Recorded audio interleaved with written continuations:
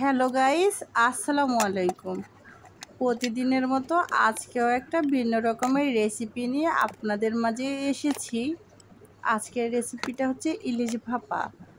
একদম সিম্পল নিয়মে আজকে আমি রান্নাটা করব, ঘরোয়া উপকরণ দিয়ে, বেশি কিছু দিব না। চলুন তাহলে সম্পূর্ণ রেসিপিটা আমরা জেনে নিই। এইখানে ইলিশ মাছটা আমি কেটে বক্সে ভরে ফ্রিজে রেখে দিয়েছিলাম। ফ্রিজ থেকে বের করে নর্মাল করে নিয়েছি। এখন একটা মাছ আমি ভালো করে ধুয়ে নিব। নিয়ে যেই বাটিটায় আমি ভাপা ইলিশটা করব, ওই বাটিটা হচ্ছে আগে থেকে ধুয়ে নিয়েছি। নিয়ে এখন এক এক করে সবগুলো মাছ বাটিতে বসিয়ে নিব। দেয়া হয়ে গেলে আমি হচ্ছে আগে থেকে পেঁয়াজ, রসুন, হালকা জিরা ব্লেন্ড করে নিয়েছি।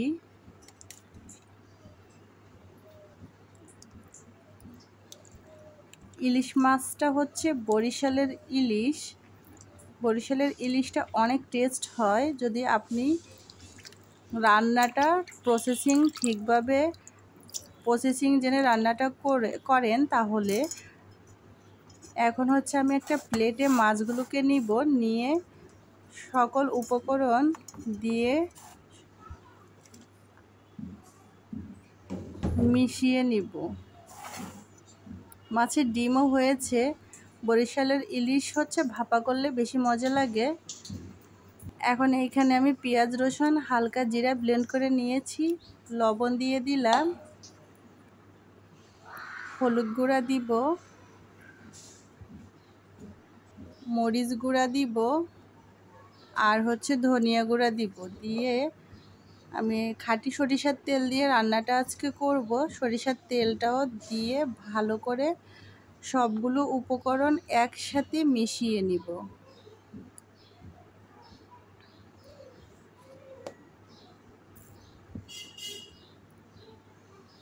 মেশানো হয়ে গেলে আমি হচ্ছে মাছটাকে বাটিতে সুন্দরভাবে সেট করে নিব। নিয়ে একটা সাইডে রেখে দেব। আমি হচ্ছে 10 মিনিট আগে ভাতটা রাইস কুকারে বসিয়েছি। যখন ভাতের বলকটা চলে আসে তখন আমি মাছটাকে টিফিন বাটিতে ভরে হচ্ছে ঢাকনাটা লাগিয়ে সম্পূর্ণ ইলিশ ভাপাটা করে নিব। আমি এইখানে পানি দিব না বেশি, হালকা শুধু ব্লেন্ডারটা ধুয়ে মশলা লেগে আছে, তাই হালকা একটু পানি দিয়ে ধুয়ে আমি এটার সাথে দিয়ে দিব মাছের সাথে। সবগুলো রান্নায় যদি সব উপকরণ সঠিক হয় তাহলে রান্নাটাও খেতে অনেক মজা হয়। এই যে দেখেন আমি কতটুকু পানি দিয়েছি, একদম অল্প পানি দিয়েছি। এখন আমি মাছগুলো সব বাটিতে সেট করে নিব। সেট করা হয়ে গেলে ঝোলটাকে উপরে ঢেলে দিব।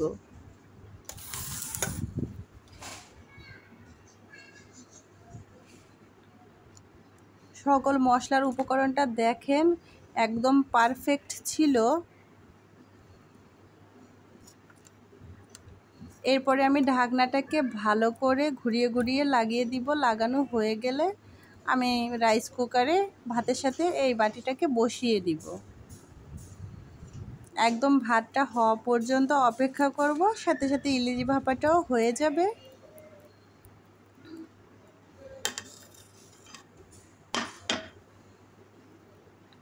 আপনারা যদি আমার এই নিয়মটা ফলো করে রান্না করেন, আশা করি সবাই আপনার রান্নার অনেক প্রশংসা করবে।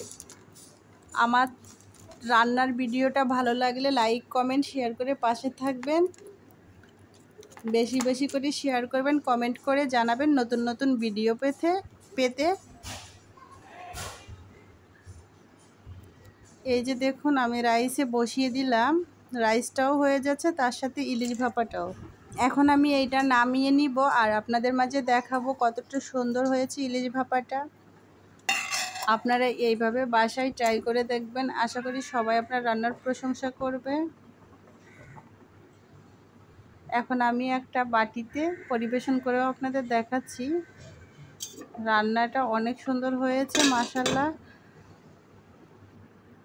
এত সুন্দর একটা ফ্লেভার বের হয়েছে। আপনারা যদি এভাবে রান্না করেন, আশা করি সবাই আপনার রান্নার প্রশংসা করবে। সবাইকে ধন্যবাদ। আসসালামু আলাইকুম।